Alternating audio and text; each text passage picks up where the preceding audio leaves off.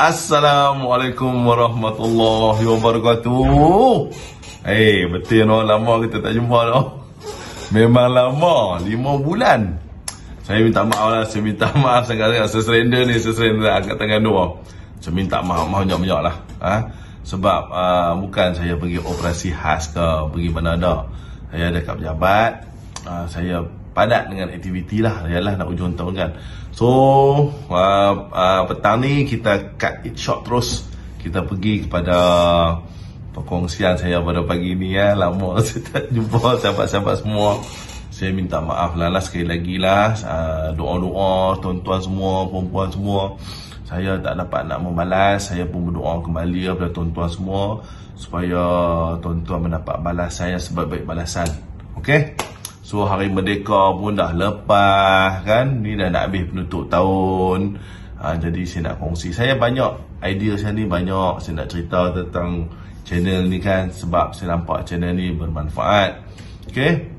Jadi saya pada 2 hari lepas saya dapat daripada seorang sahabat saya. Saya jumpa dia cakap kat saya kan. Dia cakap kat saya macam mana. Dia kata kita bila kita buat sesuatu benda, kita mesti ada tujuan yang jelas lah. Okay, tujuan yang jelas. Apa yang orang nak, itu yang kita bagi. Jadi saya mengambil kesempatan untuk video ni. Saya nak cerita tentang peranan sahabat. Okay, peranan sahabat. So pada petang ni kita fokus kepada setia kawan. Peranan sahabat tu sendiri ya. Okay, kalau kita kata dalam regimen gerak khas ni kan, yang paling penting sekali adalah dia punya tu. Dia macam tu ni kawan-kawan dia macam tu, prap dia tangkap dan diikat terus. Sahabat lah ni, dia panggil buddy. Kalau dalam komando dia panggil buddy. Buddy itulah. Kalau askar pun sama juga, dia panggil buddy, B-U-D-D-Y, buddy. Buddy tu kira orang kena kata out meta lah buddy tu. So saya masa training saya ada 3 orang buddy. Seorang tu dah arwah dah. Seorang lagi dah pencen. Dua-dua dah pencen, tinggal saya je lah. Saya ingat lagi buddy saya tu. Ini LLP lah, peringkat lain bawah, lain peringkat bawahan lah. Tu masa saya tengah latihan asal komando kan.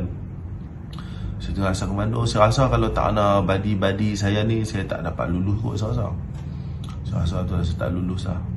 Okay, jadi apa yang saya nak cerita pada tuan-tuan semua, sahabat-sahabat buddy saya sekalian ni yang kat channel saya ni kan, saya nak cerita tentang nilai erti persahabatan. Cerita ni saya dapat, saya pun sedih bila cerita pasal persahabatan ni kan. Cerita ni saya dapat masa saya mula-mula tauliah. Saya masuk 22 Komando Kuala Kubu. Saya lulus pun saya ditumpang masuk tu. Unit saya 22 Komando lah. Sekarang 22 Komando di Mersing. Apa yang saya nak cerita ni kan, masa saya belum lagi Green Berry, dia panggil Green Jacko. Green Jacko ni Green Berry yang tak lulus lah kan, yang belum dapat Green Berry. Saya belum pergi kursus asal komando. So saya duduk dengan Kopral Ramli Buncit. Dia pencen sarjan. Kalau orang lama ni tengok video saya ni tahu lah Ramli Buncit. Saya pun dah rasa dia duduk lagi. Lepas tu dengan Kopral Raman Tukang Kayu. Raman Tukang Kayu pun jurati basic komando saya juga.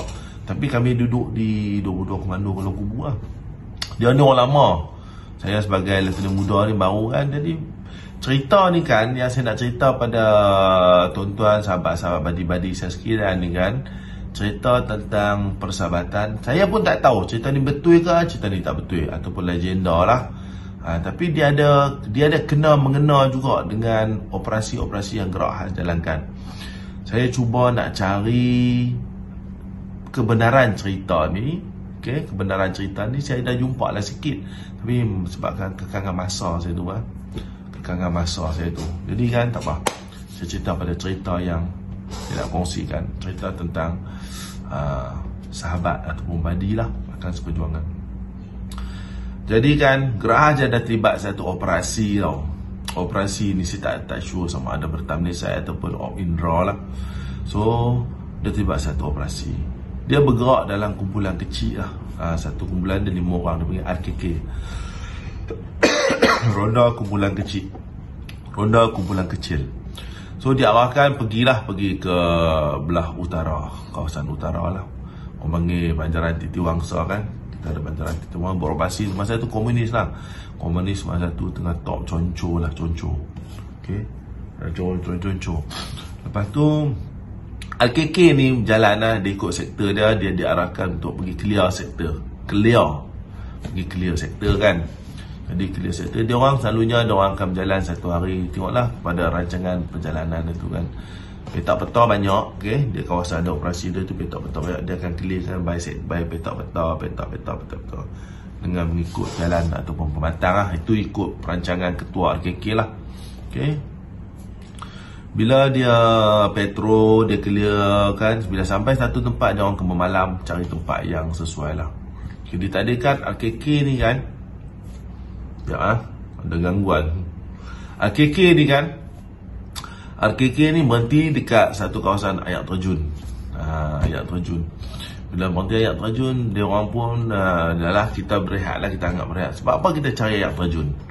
Air terjun kalau regimen, kalau komando beroperasi, dia akan cari air terjun. Kat situ bunyi bising bunyi bising, kita pun boleh bersembang, berbisik dengan kawan kita, ataupun kita nak memasak ke, bunyi mesti ketang-ketang tu kan. Jadi air terjun tu dia conceal, dia cover air terjun tu. Ataupun time hujan lah, time hujan kita suka lah, kita boleh bersembang, kita boleh ni sikit lah. Okay, jadi duduk kat air terjun. Bila air terjun tu lepas rehat-rehat, tak tahu dia nampak macam asap.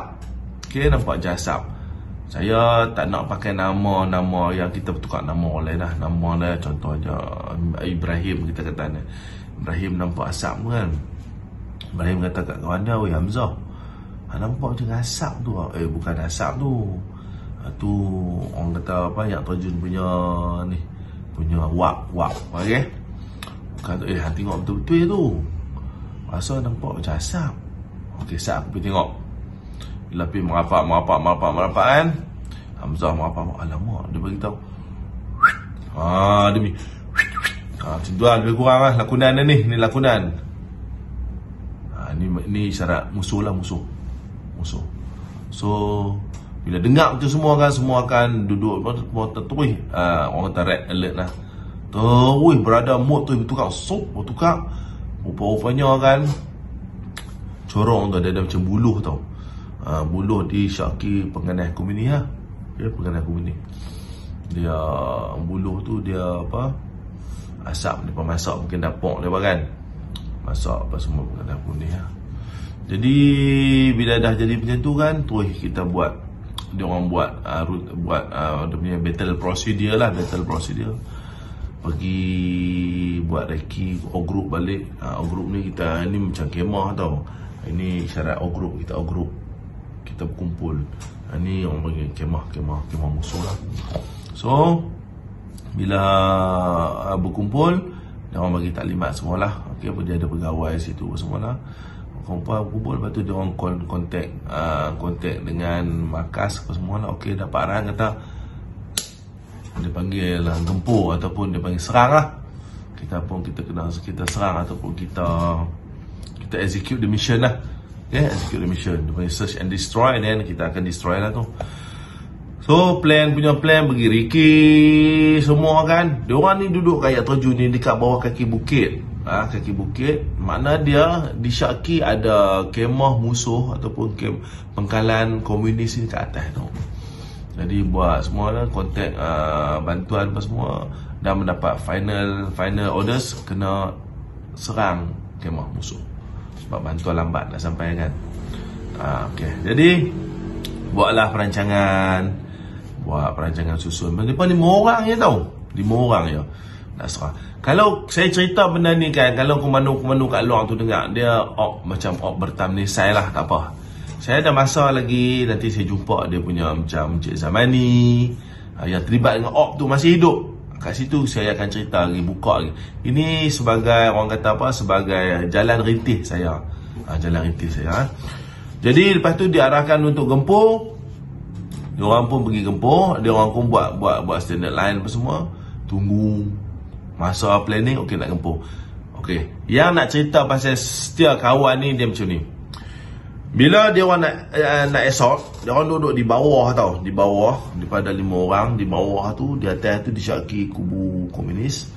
Jadi kan bergerak, kita akan sweep naik ke atas. Apabila ada kontak bertembaknya baru itulah bermulanya kontak. Kita panggil macam tu. So masa bergerak tu kan, musuh ni dia kalau dekat tempat pekalan dia ada sentri dia tau. Sentri ni macam guard dia lah. Rupa-rupanya tuan-tuan kan, ada sentri musuh tu nampak salah seorang ni, saya tak sure siapa dia orang ni. Kita pakai nama samaran lah Ibrahim lah. Nampak Ibrahim ni tengah crawl lah tau, tengah nak bergerak. Semua akan sweep satu line bergerak. Bila macam tu kan, musuh ni kan orang kata dia aim tembak tau. Dia aim nak tembak. Kita kata Ibrahim lah, dia nak tembak Ibrahim ni kan. Jadi masa dia nak tembak tu kan, sahabat ni Badi ni, Ibrahim ni dia sebenarnya dia ada 2 orang tau. Badi hidup semati lah kan. Jadi dia nampak Badi ni sudah nampak komunis tu dia tengah nak aim si Ibrahim kan. Dia tak ada nak buat apa, tak sempat tau. Jadi dia nak kali tak sempat, Ibrahim kena tembakan. Kena tembak kan. Ibrahim terpelanting tau, jatuh. Dia tengok Badi dia ni kena tembak kan. Rupanya kan, dia tengok Badi dia jerit, "Komando!" Dia jerit macam tu kan. Ini yang jurulatih sahabat saya cerita. Dia menjerit dengan suara yang kuat. Dia tengok, dia tak fikir apa dah tau. Dia nampak orang yang tembak sahabat baik dia tu kan. Dia pergi kejar, berlari naik atas bukit. Dia tembak tang-tang, dia menjerit komando tu tau. Kawan-kawan yang lain yang ada ni semua panik, bagi covering fire pada dia tang tembak kan. Orang yang di atas tu kan, syaki bangsa Cina lah, komunis kan. Masa tu kan, jadi tak, komando wacau mungkin dia kata, "Woi, komando serang kita ni, woi, bla bla bla bla." Macam tu belah semua. Dia kejap, orang kata dia ligan, dia lari naik atas bukit, dia bertembak pang. Sebab sahabat dia kena tembak. Jadi cerita ni sebenarnya masa saya masuk askar, saya terlekat lah otak saya tu tau. Lekat otak saya. Dan ditakdirkan kan, bila dah bertempur, bertembak, semua dah habis dah semua cerita ni dah habis dah cerita. Dia pergi tengok balik kawan dia, rupanya kawan dia kena tembak dekat orang panggil body M16. Kan ada M16, ada body dia tu kan. Kena tembak kat situ, terpelanting kalau kena tembak ni kan. Kawan dia hidup lah. Jadi ini ya, saya nak cerita tentang orang kata persahabatan dalam komando lah. Saya rasa regimen Gerak Khas atau orang komando ni kan, dia kursus sekali. Kami kursus sekali. Okay, kursus sekali.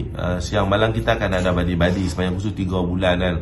Jadi bila kita duduk bersusah senang dengan sahabat badi kita tu kan, itulah yang menimbulkan kepercayaan tau. Kita percaya dan yakin dengan badi kita tanpa ada berbelah bagi. Ni orang kata semangat setia kawan tu. Kita tak semestinya dalam komando ataupun di mana-mana saja.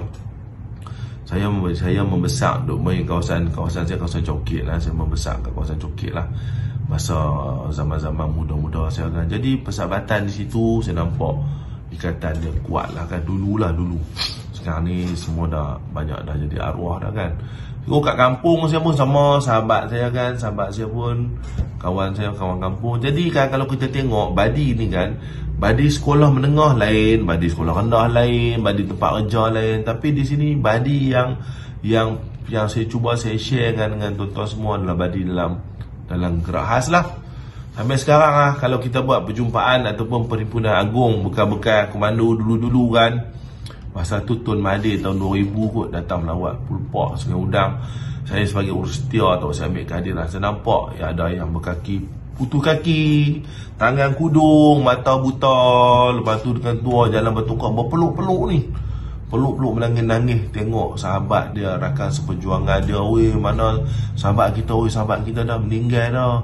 Hang macam mana aku sekarang ni pakai kaki palsu, pakai apa semua. Lepas tu kebanyakan saya tengok kan dia punya tu ikatan dia sahabat dia tu, ikatan sahabat. Saya dalam tentera dengan sahabat saya, dengan sebagai pegawai lah, dengan pegawai kami punya ikatan kami macam ni. Dengan lain-lain pangkat dia macam ni. Dia ada beza tu. Badi dengan pegawai macam ni, badi dengan lain pangkat macam tu. Sebab tu regimen Gerahas ni kan, kita tengok kan, dia punya pelapik dan ataupun harimau ni semua sama.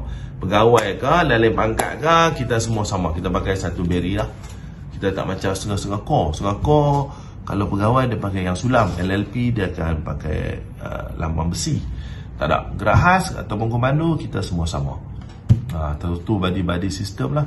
Saya ingat kawan saya dia dah tua, dah 70 lebih. Dia pesan kat saya tau, kita kawan-kawan ni kita kena sentiasa berhubung lah. Mana dia, kalau orang kata kalau kita mati pun yang akan dapat tahu kawan kita dulu lah, dia kata. So pada pagi ni atau pada petang ni saya share dah dengan sahabat-sahabat saya sekalian. Saya minta maaf lah sebab lama menyepi. So saya cerita tentang persahabatan regimen Gerahas. Nanti insyaAllah nanti kalau ada ruang dan masa, saya akan cerita lagi tentang kenapa saya masuk komando. Sebab ramai subscriber tanya kenapa saya masuk komando. Lepas tu apa yang saya dapat dalam komando.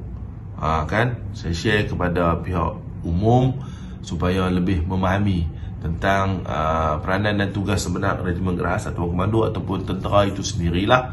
Sebab masing-masing nak tahu, banyak nak tahu kan apa yang ni kan. So untuk pagi ni yang setelah sekian lama, hampir 5 bulan, saya minta maaf sangat-sangat. Saya minta maaf. Saya mulakan dengan video saya ni, orang kata itulah badi-badi tu, sahabat sendirilah. Saya harap dapat bermanfaat lah. Siapa ada soalan ke boleh tanyalah. Saya ambil masa, saya jawab lah. Dan nanti saya share lagi. Saya share lagi bagaimana komando tu membentuk diri saya sebagai Syakiril Yusof sekarang ni lah. Okay. So itu saja. Saya doakan semua badi-badi saya dalam YouTube channel ni diberikan kesihatan yang baik, diberi rezeki yang melimpah ruah, dan kita jangan jemu untuk membuat kebaikan. Jangan jemu untuk membuat kebaikan, supaya kita ni ada manfaat lah. Kita ada manfaat.